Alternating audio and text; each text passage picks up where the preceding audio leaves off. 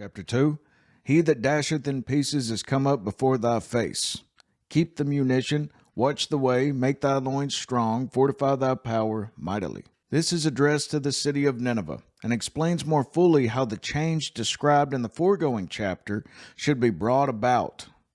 It begins with telling Nineveh that he who should break down her walls and discomfit her inhabitants was coming against her, and was, as it were, already in sight. For the Lord hath turned away the excellency of Jacob as the excellency of Israel, for the emptiers have emptied them out and marred their vine branches. Now this is just talking about what Assyria has done to Israel, how they've already taken the northern tribes. Now they're coming against Jacob, or Judah rather, and they've emptied them out, meaning that they have taken the northern tribes. Now they're trying to take all of the southern. The shield of his mighty men is made red. The valiant men are in scarlet. The chariots shall be with flaming torches in the day of his preparation, and the fir trees shall be terribly shaken. Now this is speaking of Babylon coming against Nineveh, and talking about how they would be destroyed for what they've done so harshly against Judah. The chariots shall rage in the streets. They shall justle one against another in the broad ways. They shall seem like torches. They shall run like the lightnings. He shall recount his worthies. They shall stumble in their walk. They shall make haste to the wall thereof, and the defense shall be prepared. The gates of the rivers shall be open, and the palace shall be dissolved. The enemy that attacks Nineveh, namely the king of Babylon, shall recount his worthies, shall select some of his choicest troops for the siege of it. That's how much that he's wanting to take this city. And quickly observe how it says how the gates of the rivers shall be opened. The gates of the rivers. In essence, the dams which fence the Causer, which ran through Nineveh. They had basically a lake that went through the city.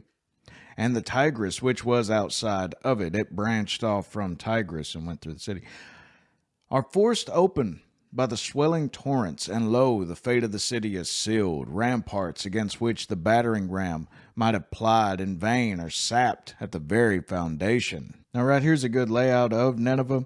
Right here you'll see the Tigris, which was the major river flowing up through, but then they had what's called the Koser River, which would run right through the city, so, a ready water supply for the city, even in case of besiegement. And one can read over here, Nineveh eventually fell to the Medes and Babylonians in 612 BC.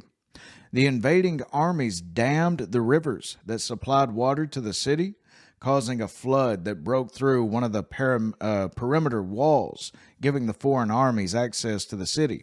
Verse 7, and Huzzab, the queen of the city, it's believed, the queen of Nineveh, shall be led away captive. She shall be brought up, and her maids shall lead her as with the voice of doves, tabering upon their breast. But Nineveh is of old, like a pool of water. Yet they shall flee away. Stand, stand, shall they cry, but none shall look back. Speaking of how the army would say, stand your ground, but all of them would flee away at this coming army.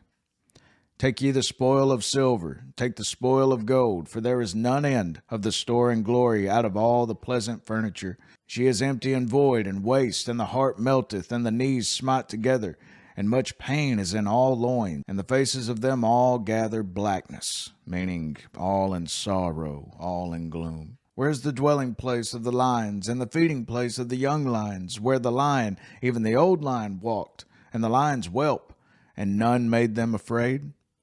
The lion did tear in pieces, enough for his whelps, and strangled for his lionesses, and filled his holes with prey, and his dens with ravin. Behold, I am against thee, saith the Lord of hosts. I will burn her chariots in the smoke, and the sword shall devour thy young lions, and I will cut off thy prey from the earth, and the voice of thy messengers shall no more be heard.